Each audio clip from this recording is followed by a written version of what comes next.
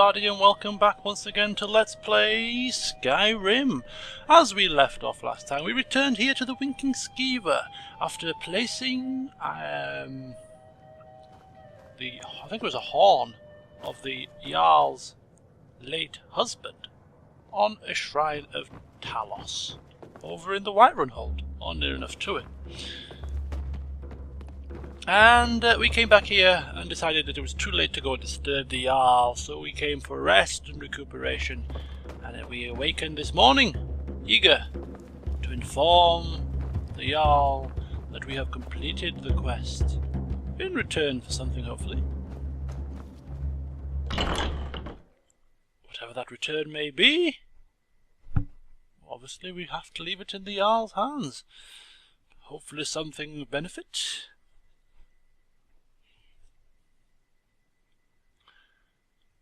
So before we head out to speak with the Jarl, just a couple of items to sell that we had left over from our travels last time. We'll sell them in bits and pieces, and also the blacksmith, and also the Fletcher if we need to, if the blacksmith doesn't have enough coin to assist. So that's the first order of the day. And the second order of the day, of course, is heading out to the Blue Palace to speak with the Jarl, and then the final order of the day is going to be I say final order, the third order of the day. Oh, we're supposed to look tough. What you saying, kid? I don't look tough? I'll slap you around, then you'll think. Of course, Elwynn's. Oh my God, is he obsessed with fighting? Silly child. Yes? Some may call this junk. Me, I call them treasures. You don't say it with the same sort of tone as that guy over in Whiterun. You know, it's not the same oomph. Anyway, I'll save my weapons for the blacksmith and my apparel, or apparel, whatever you want to pronounce it like. Let's take a look, shall we? Let me just turn the game down a little bit. It's a bit loud. Okay, some cave bear pelt. Yeah, we don't need that. What else do we have here? Some saber cat snow pelts. Yeah, we'll get rid of those. Dragon scales and bone. Yes, probably don't need those. But we're keeping the rest. Not going to sell any books, any ingredients, any scrolls. No. Excess potions. No. Frostbite venom perhaps, and some poisons. We don't really use poisons. Any more for any more? Weak aversion to frost. Yeah, that's no use to us. Okay, let's perhaps sell. Oh, adept robes of destruction. We still have those. Pretty expensive. Black mage robes. Boring old black robes. Of course, with all of these types of things. Yeah, that's fine. Weaponry. Okay, that'll do for now. Thank you, dear. Come back to bits and pieces. I will if you get rid of that blasted child of yours. I get to help Mother with the shop. I used to help Papa too. Yes, till you tried to use the forge. No doubt you got in the way and ended up burning the place down or something, eh? Anyway. So yes, the third order of the day will be ascertaining what we're going to do for today's session. And then the final order of the day will be doing it. How ever will I cope with such a busy schedule? Right, Mr. Blacksmith. I have some goodies for you. Seems there's no end to the needs of the Imperium. The finest weapons and armor. Yes, this is what I have to sell you. The finest weapons and armor. Glass bow of dread. I bet you don't have one of those in your inventory, do you? Eh? Regular glass mace. A hallowed orcish bow. I didn't think so. Staff warhammer of ice. You can't afford it, I'm afraid. I drive a hard bargain. Thank you. Return anytime. Oh, I'll be returning to sell all my loot.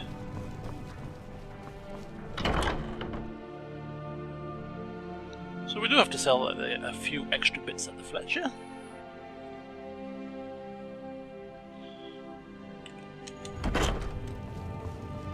Hello, morning. Hello and welcome.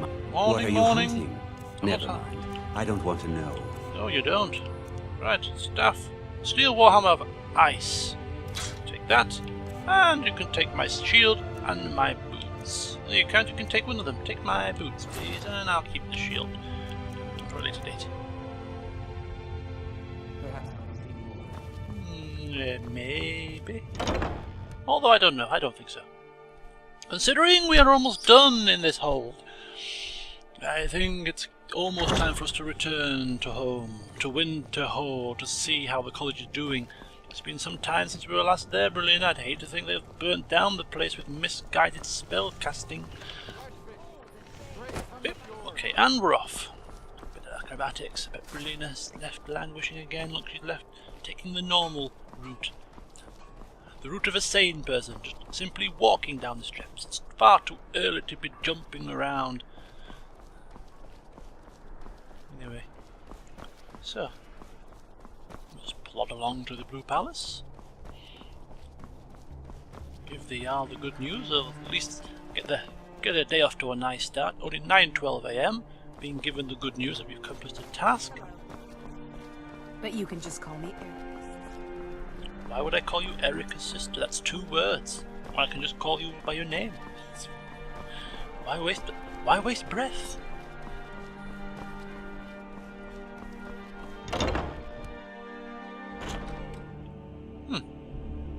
Morning all!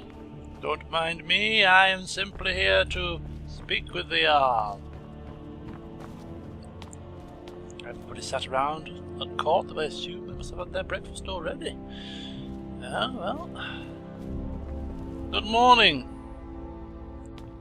It's a fine day with you around. Oh, thank you. So kind of you to say. I bring some good news. I've placed the horn at the Shrine of Talos as per your request. Falk said I could count on you. You have more than earned the right to purchase property and take the next step to becoming a Thane. Speak to Falk when you have the funds, and thank you. Ooh. Oh, thank you so much. And before I leave, is there anything else that you may need? I could be of assistance while I'm in the area. There is room in my court for a new Thane. It's an honorary title mainly, but there are a few perks someone like you could make use of. However, I could only grant the title to someone who is known throughout my hold, and who owns at least one piece of property in my city. You help my people and purchase a house from my steward, and I'll make you my Thane. Okay, I'll consider it. I'll accept it for now. Good luck to you. Sounds like a blackmail to me.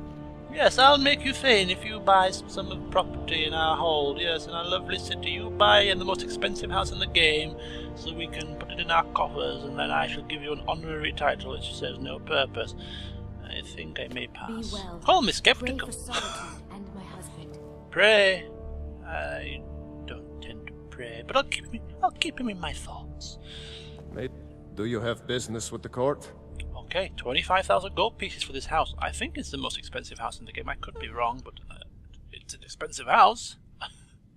I know Breezehome wasn't this expensive, that's for sure. Okay.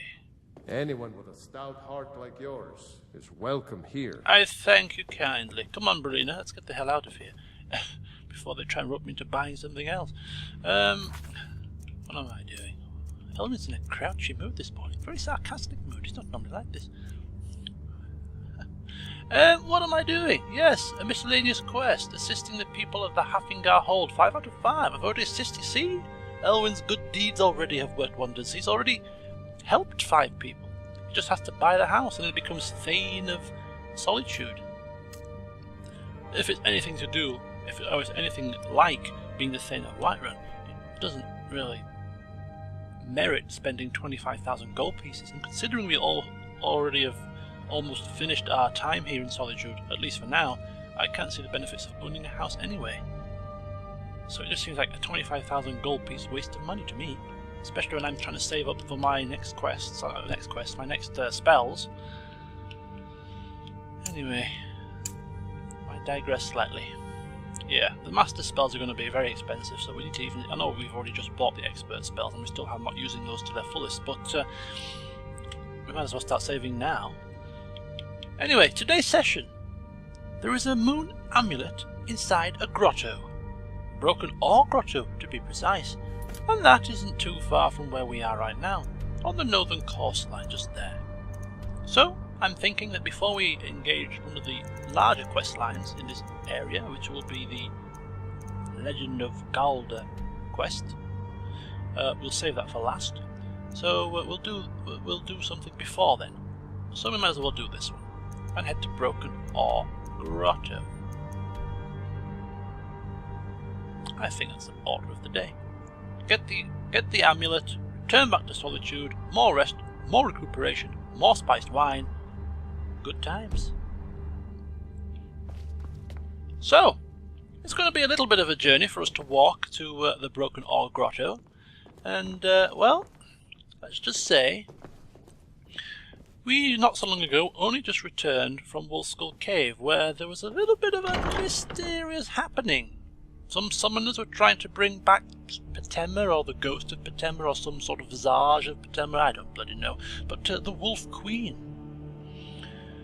Elwynn has read a little book about Potema at some point, and we did relay that a couple of episodes ago.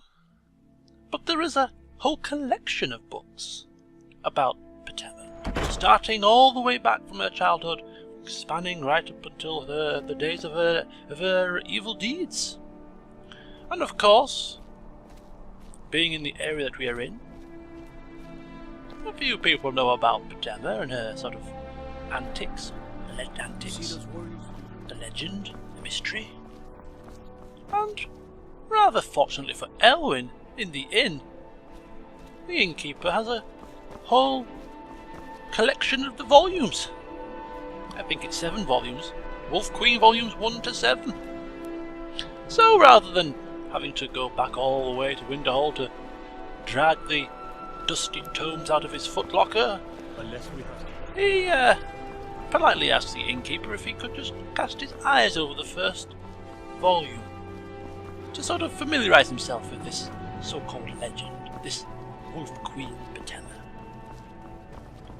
And introduced it, of course, over the customary glass or two of spiced wine in Brina's company, laughing and spluttering at certain parts of the story, of which we are going to now listen. So as we make our way towards our destination, enjoy, relax, whatever you need to do, as we recount the Wolf Queen Volume 1, and begin to find out a little bit more about Potema. The Wolf Queen, Book 1, by Wargin Jarth. The year 3rd Era 63. In the autumn tide of the year, Prince Pelagius Septim, son of Prince Uriel Septim II, who is son of the Empress Kintyra, who is niece of the great Emperor Tiber Septim, came to the high rock city-state of Camlorn to pay court to the daughter of King Volstead. Her name was Quintilla, the most beauteous prince in Tamriel, skilled at all the maidenly skills and an accomplished sorceress. 11 years a widower, with a young son named Antiochus, Pelagius arrived at court to find that the city-state was being terrorized by a great demon werewolf. Instead of wooing, Pelagius and Quintilla together went out to save the kingdom. With his sword and her sorcery, the beast was slain, and by the powers of mysticism, Quintilla chained the beast's soul to a gem. Pelagius had the gem made into a ring and married her. But it was said that the soul of the wolf stayed with the couple until the birth of their first child. The 3rd Era, year 80. The ambassador from Solitude has arrived, Your Majesty, whispered the steward, Balvus. Right in the middle of dinner? Muttered the Emperor weakly. Tell him to wait. No, father. It's important that you see him, said Pelagius, rising. You can't make him wait and then give him bad news. It's undiplomatic. Don't go then. You're much better at diplomacy than I am. We should have all the family here. Uriel II added, suddenly aware how few people were present at his dinner table. "Where's your mother?" "Sleeping with the Archpriest of Kinnereth," Pelagius would have said, but he was, as his father said, diplomatic. Instead he said, "At prayer." "And your brother? Sister?" "Emil is in First Hold, meeting with the Archmagister of the Mages Guild, and Galana, though we won't be telling this to the ambassador, of course, is preparing for her wedding to the Duke of Narcissus. Since the ambassador expects her to be marrying his patron, the King of Solitude, instead, we'll tell him that she's at the spa having a cluster of pestilent boils removed. Tell him that, and he won't press too hard for the marriage, politically expedient though it may be." Pelagius smiled. You know how queasy Nords are about warty women. "But dash it, I feel like I should have some family around so I don't look like some old fool despised by his nearest and dearest," growled the Emperor, correctly suspecting this to be the case. "What about your wife? Where's she and the grandchildren?" "Quintilla's in the nursery with Sepphoris and Magnus. Antiochus is probably whoring around the city. I don't know where Potema is, probably at her studies. I thought you didn't like children around." "I do during meetings with ambassadors in damp staterooms," sighed the Emperor. "They lend an air of, I don't know, innocence and civility." "Show the blasted ambassador in," he said to Balvus. Potema was bored. It was the rainy season in the Imperial Province, wintertide, and the streets and the gardens of the city were all flooded. She could not remember a time when it was not raining. Had it been only days, or had it been weeks or months since the sun shone? There was no judging of time anymore in the constant flickering torchlight of the palace, and as Potema walked through marble and stone hallways listening to the pelting of the rain, she could not think nothing but that she was bored. Estep, her tutor, would be looking for her now. Ordinarily, she did not mind studying. Rote memorization came easily to her. She quizzed herself as she walked down through the empty ballroom. When did Orsinium fall? First era, the year 980. Who wrote Tamriellan tractates? Cozy. When was Tiber Septim born? Second era, 288. Who is the current king of Daggerfall? Mortin, son of Gothlir. Who is the current Sylvanar? Varbarenth, son of Varbaril. Who is the warlord of Lilmoth? Trick question. It's a lady, Iowa. What will I get if I'm a good girl and don't get into any trouble, and my tutor says I'm an excellent student? Mother and father will renege their promise to buy me a Daedric katana of my own, saying they never remembered that promise, and it's far too expensive and dangerous for a girl my age. There were voices coming from the Emperor's stateroom. Her father, her grandfather, and a man with a strange accent, a Nord. Potema moved a stone she had loosened behind a tapestry and listened in. "Let us be frank, your Imperial Majesty," came the Nord's voice. "My sire, the King of Solitude, doesn't care if Princess Galana looked like an orc. He wants an alliance with the Imperial family, and you agreed to give him Galana or give back the millions of gold he gave you to quell the Khajiit rebellion in Torval. This was the agreement you swore to honour." "I remember no such agreement," came her father's voice. "Can you, my liege?" There was a mumbling noise that Potema took to be her grandfather, the ancient Emperor. "Perhaps we should take a walk to the Hall of Records. My mind may be going." The Nord's voice sounded sarcastic. "I distinctly remember your seal being placed on the agreement before it was locked away. Of course, I may verily be mistaken." "We will send a page to the hall to get the document you refer to," replied her father's voice, with the cool, soothing quality he used whenever he was about to break a promise. Potema knew it well. She replaced the loose stone and hurried out of the ballroom. She knew well how slowly the pages walked, used to running errands for a doddering emperor. She could make it to the Hall of Records in no time at all.